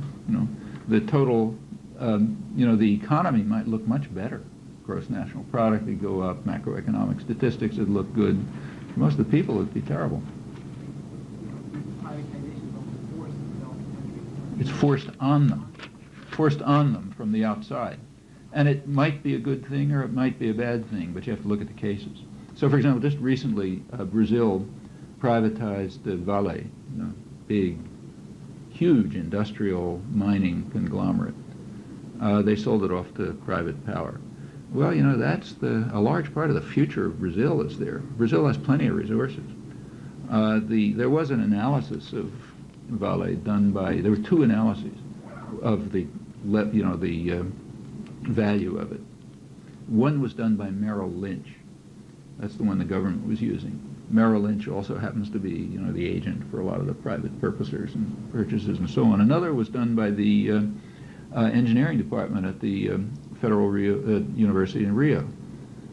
Good, serious people. I know some of them. I was down there about a year ago talking. Very serious industrial engineers and those people. They gave an evaluation of Vale which was far higher, taking into account future needs, what would iron and gold and so on be worth 20 years from now to the people of Brazil and so on. Those considerations weren't taken into account by Merrill Lynch, of course, but they're real. It was sold off, and now private power will make the profit. I can just tell you this much. If you take a look at today's rich countries and today's poor countries, first world and third world, go back a couple hundred years, you find they weren't very different. In fact, India was the commercial and manufacturing center of the world in the 18th century. As late as the late 19th century, the British were deeply concerned by the fact that British textiles couldn't compete with Chinese textiles because they were much better and better done and so on. They changed. Egypt started to undergo an industrial revolution about the same time the United States did, with comparable prospects. They had their own cotton, big agricultural area, and so on. Well, you take a look at what happened since the 18th century. two regions have developed outside of Europe, the United States and Japan. They are exactly the two regions which were able to fend off European control. Okay, the U.S. separated itself. Japan was able to fend off European control. Japan's had the highest growth rate in the world since the Meiji Restoration around 1860. The United States grew very fast. How did they do it? Same way Europe did, by radically interfering with market principles. So from the very beginning, the United States was super protectionist, had massive, large-scale state subsidies and so on and so forth. Britain had done exactly the same. That's how it became the richest country in the world. Every other industrial developing country has done more or less the same thing. I mean, they use somewhat different methods. Like Japan happened to be much more liberal in trading than the United States was. But on the other hand, it had, more authoritarian internal system, so they vary in one way or another. But invariably, I think there is no exception to this, they did it by sharp interference with market principles. What about the third world? They had what's called neoliberalism is not liberalism, and it's not new. They've had it rammed down their throats for hundreds of years, and that turned them into the third world. Well, one aspect of that is the kind of privatization which leaves power in the hands of usually foreign industry or their local counterparts. We've just seen it go on in Mexico. Mexico's had the biggest privatization in modern history in the last, actually the biggest privatization in history probably is the internet and the whole telecommunication system. Here is a system developed at public expense, which is being given, it's not even sold. It's not privatization, sometimes they sell it for something. Here we just give it away, to private power. So that's huge privatization. But in third world countries, I suppose the main case is Mexico. And in fact, yeah, it's true, the Mexican telephone company and so on, they're getting privatized. And you're getting a couple hundred billionaires, service isn't improving except for the rich, getting a small number of billionaires. Wages and incomes have collapsed by, depends how you measure, but maybe 50% during the liberalization period. In 1995, right after the collapse, GNP went down by about 8 or 9%, still not recovering. Yeah, that's privatization. On the other hand, sometimes it might be the right thing to do. Like maybe it would be, but you need an argument. And the argument's complicated. The principle that says it's a wonderful thing, always do it, that's just, that's not even religion. That's just pure doctrine. It's kind of like Stalinist doctrine. There's no reason to believe it. Sometimes it might be right, sometimes it might be wrong. And right or wrong don't mean anything either. Something can be right for some people and wrong for other people. Yeah, that's right. No, not to eradicate. Well, see, the World Bank gives you take a look at World Bank programs. They have two contradictory messages, totally contradictory. On the one hand, the World Bank does say consistently and forcefully that the path to economic growth requires relative equality, human capital, so improving health and education and so on, improving infrastructure and relative equality. Those are the primary factors that are involved in growth. That's one side of their mouths. With the other side of their mouths, they're imposing policies which bar all of those things. So whatever you may like structural adjustment or hate it, but nobody doubts that what it does is reduce expenditures for health and welfare, increase inequality, cut back infrastructure, in fact, undermine exactly the factors that the World Bank and the other side of its mouth says are necessary for growth. And privatization is part of that. Simply ask yourself a question. Whatever debates you can have about privatization, there is one group of people that definitely gain by it, namely the people who are picking up the pieces. Okay. Well, they happen to be the same people who are making the policies. That should at least cause some question to arise. Yeah, I want to make a comment on that. I'm from Mexico, and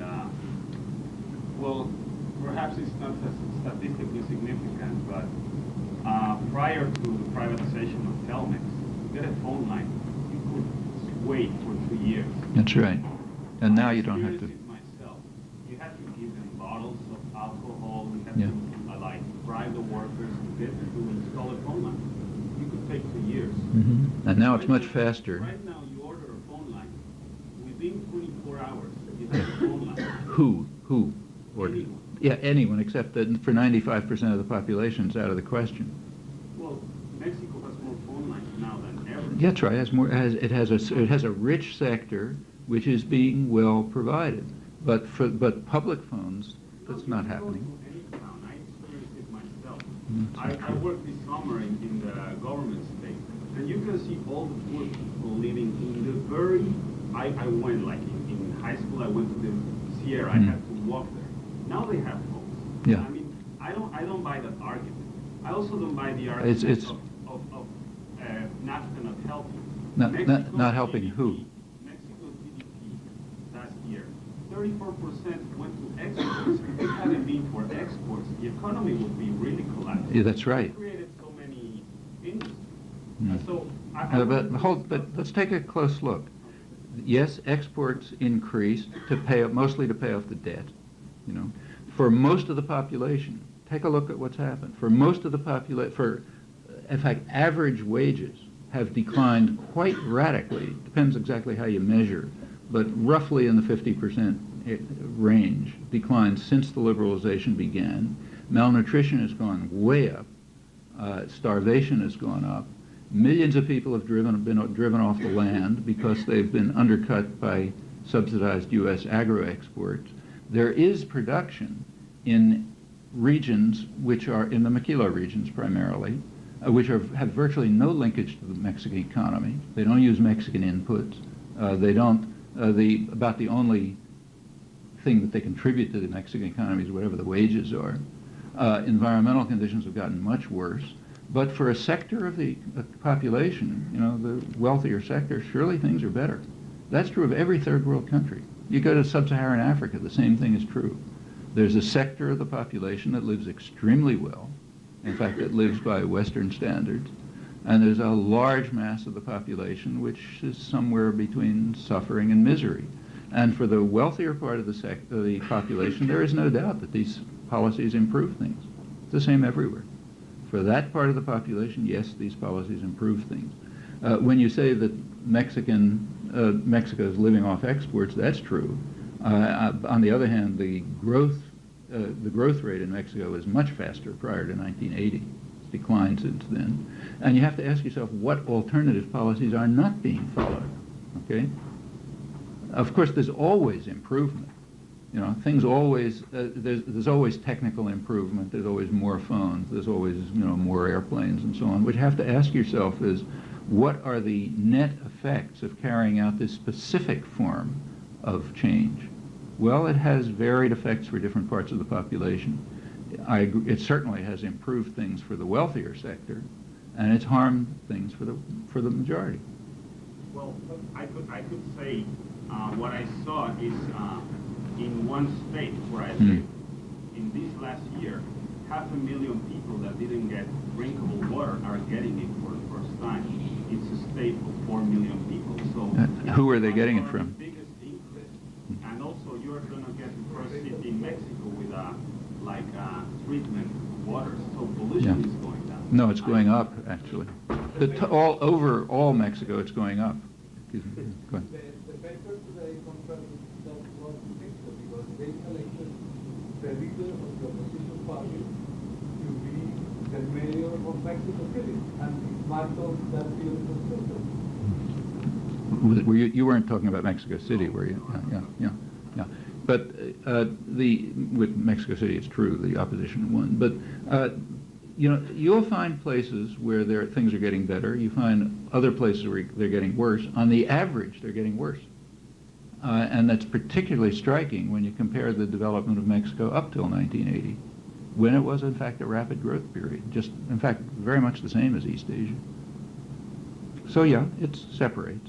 But for people like us, you know, yeah, in most of the third world, people like us live very well. Most of the population are like the ones in Roxbury. They don't. And for them, it's getting worse. Now, look, in the case of, say, privatization of the Mexican telephone, I think you have to look at it on its own. You have to look at what the consequences were. Of course it's an attack on democracy. That's by definition. Any kind of privatization is.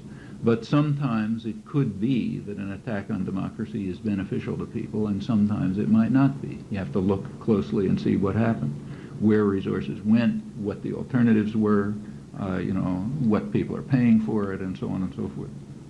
That's what you have to look at. Same is true when you look at, say, let's take right here, deregulation of airlines. Is it beneficial or not beneficial? Well, actually, there's been quite a big debate about that. I mean, it's true that airplanes are faster, and there are more of them, and they're safer, but that was going on before deregulation. So what you have to show is that there's a point of inflection, that things, and in fact what you find is, there were changes, but they're in all directions. So one of the changes, for example, is that the number of heart attacks has gone way up because people are now crammed into such close quarters that they end up with embolisms. Another is that the cheapest way to get from Boston to Washington is probably through London because of the way the privatized air fares work out. There's all kinds of changes, and you really have to measure them all. And some of them are very hard to measure. So, for example, one change which shows up in the statistics as an improvement is automation of services in the airlines. It's like you call an airline office, and you get into an automated menu, and ultimately, if you work through it, if you're lucky, you get what you want. That saves money. That makes the airlines much more efficient because they don't have to pay human beings to sit there and answer what you're saying, right? So when an economist looks at it, they say a lot more efficient than it used to be. But that's because of the ideological technique of measurement.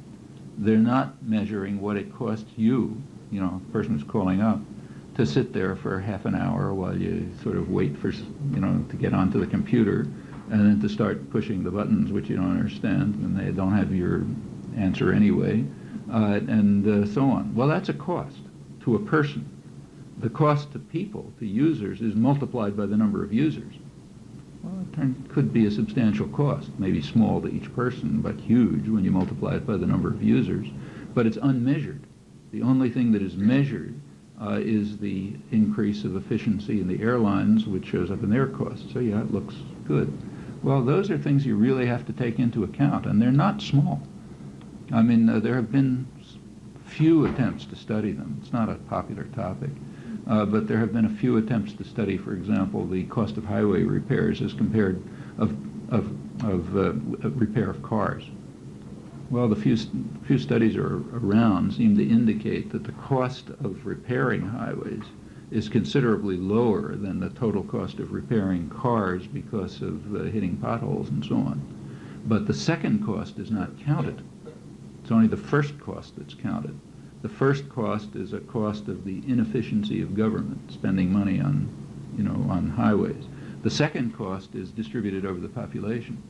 In fact, if you really look closely, the second cost turns out to be an improvement in GNP. Because if your car hits a rut and you have to take it to the garage to get fixed, the GNP goes up. So it's actually an improvement in the economy when the costs are transferred over to individuals. There's a lot of that goes on. And all of those things would have to be taken into account if we were giving an honest, accurate description of these effects. On the other hand, in Mexico, I think if you look closely, you'll find that the gross effects are not in doubt. There has been a very sharp decline in living standards for the majority of the population. And in many areas, a dangerous increase in pollution, especially around the maquiladora areas. There are places where doubtless things have improved for some people, as they had been doing before. And we have to evaluate all of these effects.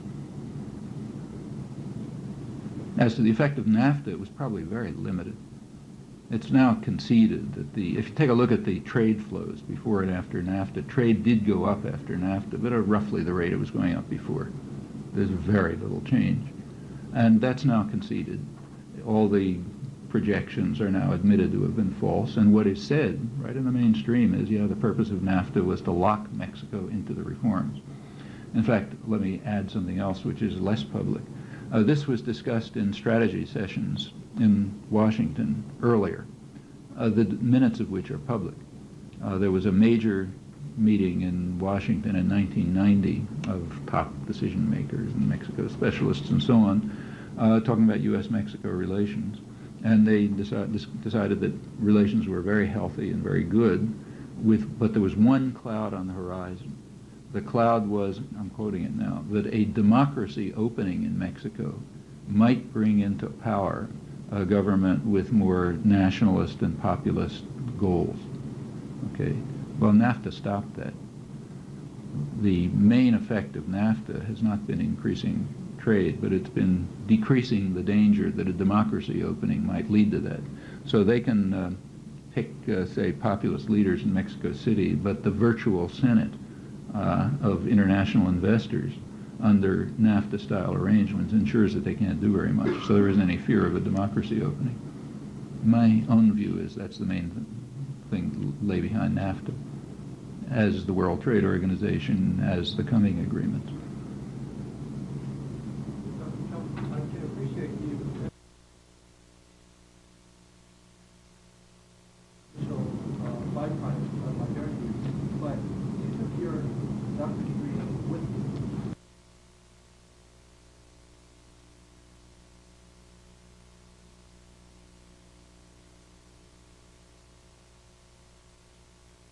A person who's got a PhD in linguistics be interested in poor people?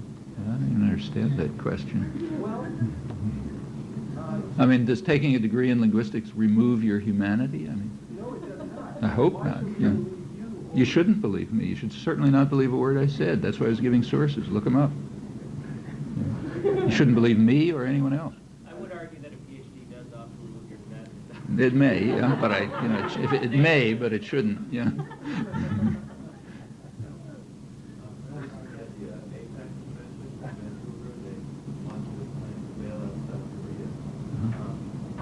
Yesterday, New York Times, I'm not sure what the official number is, the amount, 55 billion would be put in, but the condition would be to open up Korea to foreign ownership. Yeah, actually, but just in terms of scale, the bailout for Korea is not all that big. I mean, let's compare it with what's done here, say. The bailout of the S&Ls, which is one minuscule, insignificant part of the U.S. economy, was 4 times the bailout of Korea. That's the biggest socialization in modern history, was the taking the S&Ls, which are like, it's not like a central core piece of the U.S. economy. There's little banks that are, giving out real estate mortgages. Bailing them out, meaning bailing out wealthy investors who made bad loans, investments. That came, a conservative estimate of that is about $200 billion. That was just distributed over U.S. taxpayers, because part of the system is that cost and risk are socialized, okay? That alone, that little piece, is 4 times Korea. Well, what's happening in South Korea, yesterday's New York Times had pretty good discussion of it on the business pages, not on the front pages. If you look in the business pages, there was a pretty good discussion, and what they pointed out was, the bailout is a bailout of mostly foreign investors and foreign banks, and wealthy Koreans who made bad loans. In fact, the chief economist of the World Bank, Joseph Stiglitz, was quoted as being very much opposed to this, because what he's saying is all it's doing is telling investors there's no risk.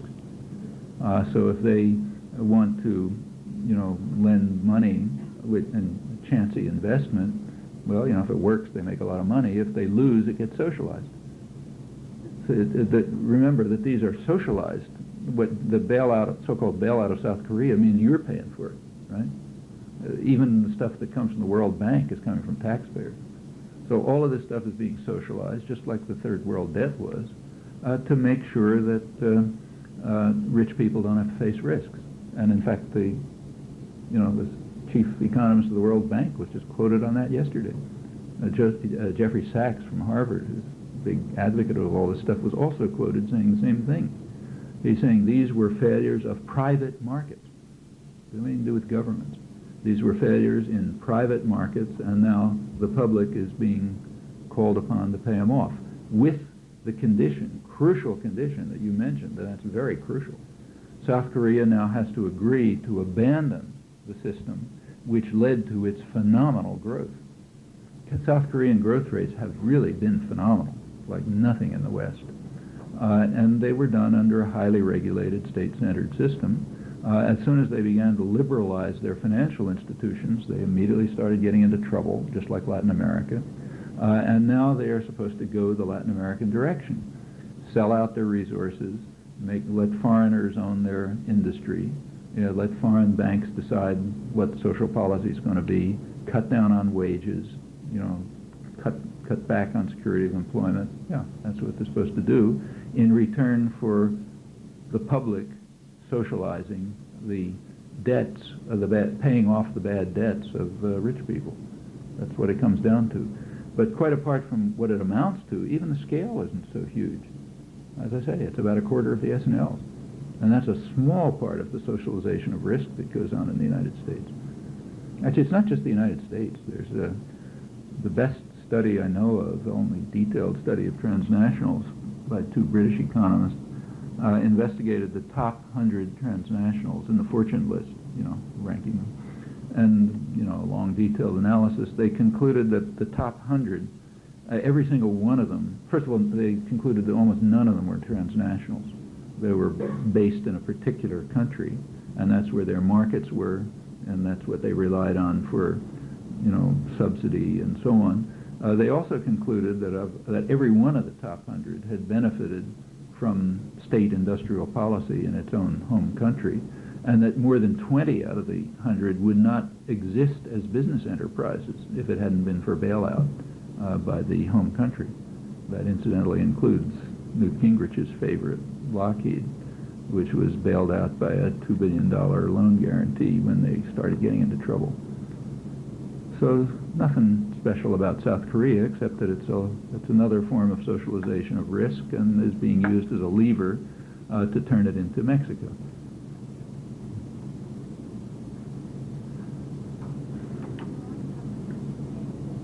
Can't hear.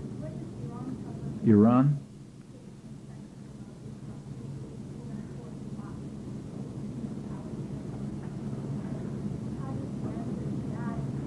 You mean internally in Iran? Well, Iran did have a democratic opening back in the early 1950s, and they elected a conservative nationalist government, the Mossadegh government. That was overthrown by a U.S.-British military coup, put into power the Shah, who ruled the country in a very brutal fashion for up till 1979, but incidentally with economic growth. It's another one of those brutal dictators who, for part of the population, was producing substantial growth and modernization. He was considered a great hero in the West. When he was overthrown, well, you got the Khomeini revolution, and which was very dictatorial and religious. I'm sure you're probably Iranian, I guess. Yeah, so you know 10 times as much about this as me. So there's no point in my talking about it. But that's been somewhat eroding. And I think there's now a lot of unpredictable. Well, you tell me. But my feeling is there's a lot of unpredictable currents going in different directions in Iran, which are opening up the society. And so the society itself is much less fundamentalist than others that, like say Saudi Arabia. In fact, in many ways, it's less fundamentalist than the United States. The United States is one of the most religious fundamentalist countries in the world. But they have a kind of clout, the religious authorities there, that they don't have here. But I think. Well, I'm interested in hearing what you say. But to me, it looks like it's eroding.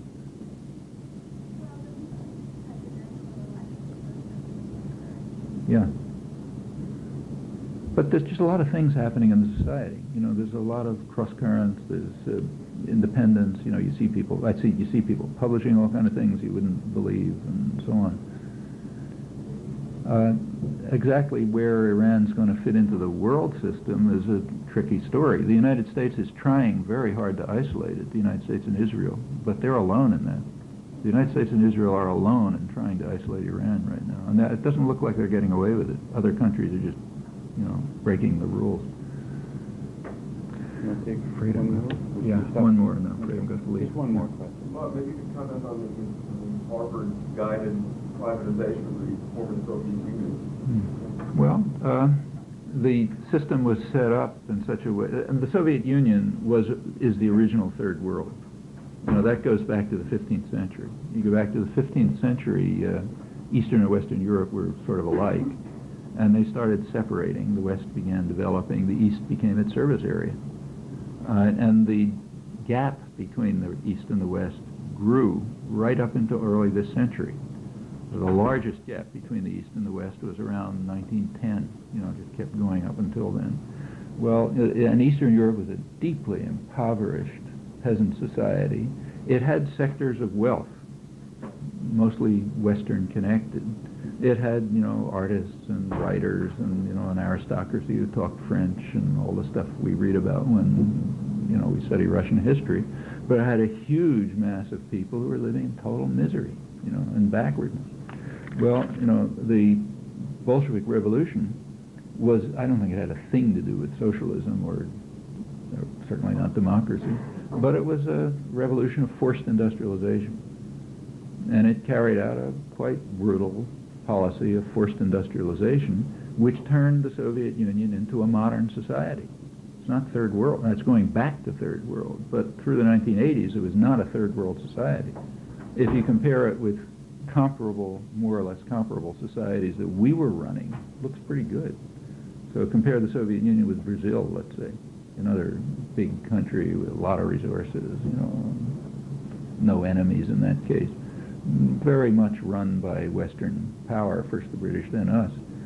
For 10% of the population of Brazil, it's way better than living in the Soviet Union. For probably 90%, it's much worse than living in the Soviet Union. You know, in fact, if you look at their social indicators, they're about the level of Albania. You know, well, okay, so the Soviet Union became a modern industrial society. There were things, it was beginning to stagnate around the 1960s for all kinds of reasons, which people debate. By the 1980s, it was still, the growth rate was going up, you know, still functioning. The upper classes in the Soviet Union, which is the state bureaucracy, you know, totalitarian state, it was run by a state bureaucracy, they essentially made the decision to dismantle it, concluding, probably accurately for themselves, that they could do much better being like the wealthy sector in Mexico than being like the wealthy sector in Russia. They themselves could be. So they essentially are returning the society to its third world status, meaning a sector of very great wealth. Most of them old Communist Party apparatchiks, just like Yeltsin, you know, who essentially sold off the system. They are now becoming extremely wealthy, a kind of a mixture of the old state bureaucracy and new criminal elements and so on and so forth. Well, there's a huge flow of capital from Russia to the West. Capital flight is extraordinary. I mean, nobody knows exactly how to estimate it, but it's considered to be a measurable part of U.S. national income now. It's just capital flight from Russia, just like Mexico and Brazil and other countries where the rich people are free to, you know, make money by selling off the resources and then sending their money to the West. Most of the countries, for most of the population, it's been very harsh. By 1993, there were already estimated by the West, by Western sources, to be about 500,000 extra deaths a year, just as a result of the economic reforms which the West approves of. It's fairly substantial, you know, and so on across the board. I mean, moving to a typical third world pattern. What is the Western role in this? Well, to implement it. You know, yeah, of course. I mean, Western investors are very happy to see it go back to that. You can put a Volkswagen or General Motors or Fiat and so on can put up an assembly plant in former Eastern Europe at a fraction of the cost of what it costs for what the business press is quite frank about this. They say you can put up, I'm quoting, you can put up factories there for a fraction of the cost of what you have to pay the pampered Western workers. That's true. You don't have to pay them anything like what you pay the pampered Western workers. Just the same as when you shift the assembly plant from Indiana to northern Mexico. You know, yeah. And that's great for Western investors. It has the usual effects on the recipient society, divides it into a sector of wealth, a large number of people who sort of get by if they can, superfluous people. And yes, the West has implemented it. The specific programs that were developed, say Sachs's program, also were designed to break up the interactions among the countries of the Soviet system. They had all kind of it was a closed economic system. And the idea was to set up what was called a hub and spoke system. So each Eastern European country would have independent relations with the West, not with one another. And the early effect of that was a very serious attack on the whole economic system. That's incidentally now rebuilding. Those links are coming back to some extent. But essentially it was subjected to the same kinds of neoliberal structural adjustment programs as Latin America and Sub-Saharan Africa, with pretty similar effects. Again, you have to disaggregate. I mean, Eastern Europe was not a homogeneous area. Parts of it were part of the West, like, say, the Czech Republic. And that was a rich Western industrial society, and it'll, with various, failures and so on, it'll probably move back to that. Same is true of Western Poland, which is really part of Germany. Estonia will become part of Finland, a rich industrial society. But by and large, it's more or less restoring what it was before the move towards independence.